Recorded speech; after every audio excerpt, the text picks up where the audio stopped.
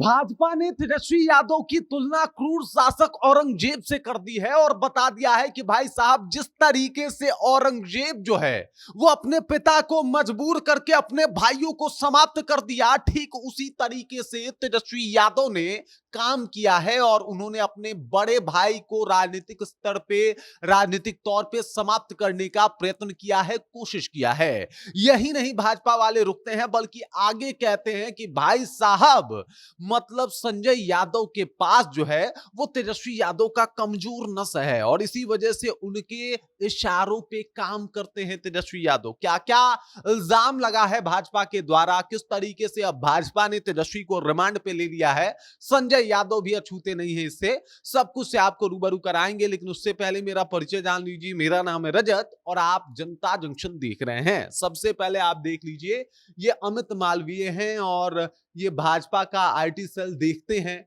अब देख लीजिए, इनका एक बड़ा लंबा चौड़ा बयान आया है और उस बयान से कहीं ना कहीं तेजस्वी यादव तिलमिला सकते हैं। दरअसल तेजस्वी यादव की तुलना जो है यहाँ पे अमित मालवीय जो है वो औरंगजेब से कर दिए हैं। क्या है पूरा पोस्ट आपको समझा देता हूं, पढ़ के बता देता हूं।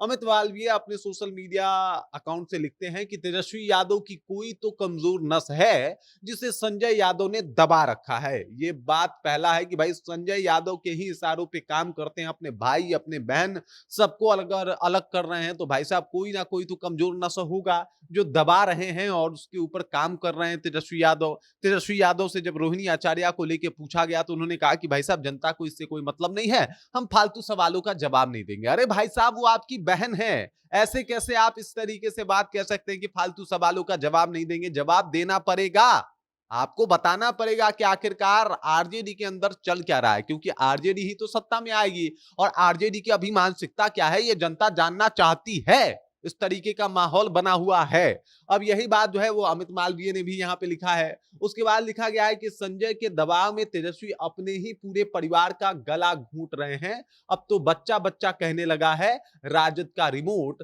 संजय यादव के हाथ में है।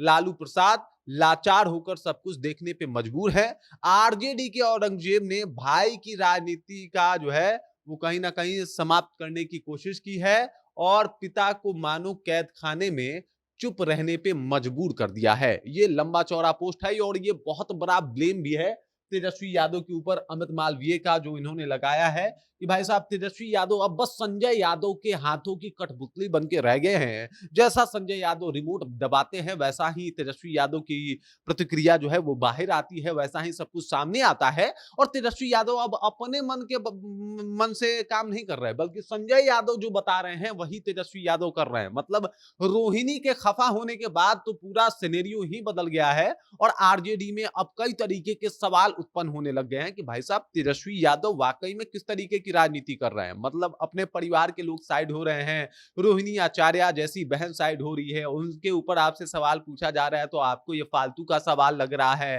तेज प्रताप यादव निकाले जा चुके हैं, अब तेज प्रताप यादव भी कसम खा लिए हैं कि हम आरजेडी में नहीं जाएंगे। ऐसा क्या हो रहा है आरजेडी में कि कसम खा रहे हैं लालू यादव के बड़े बेटे की हम आरजेडी में नहीं जाएंगे? और जिस तरीके का अभी इल्जाम भाजपा ने लगाया है तेजस्वी यादव के ऊपर, ये बहुत बड़ी बात है कि भाई साहब कुछ ना कुछ तो चल रहा है, संजय यादव कुछ ना कुछ तो कर रहे हैं। अगर भाजपा की माने तो, भाजपा के की बात अगर की जाए तो भाजपा ने साफ तौर पे कह दिया है कि भाई साहब कुछ ना कुछ कमजोर नस है जो दबाते हैं एकदम से संजय यादव, और तेजस्वी यादव को उनके इशारों पे काम करना पड़ता है। संजय यादव के पास जो है वो आरजेडी का रिमोट है और वो जो दबाते हैं वही आरजेडी में होता है।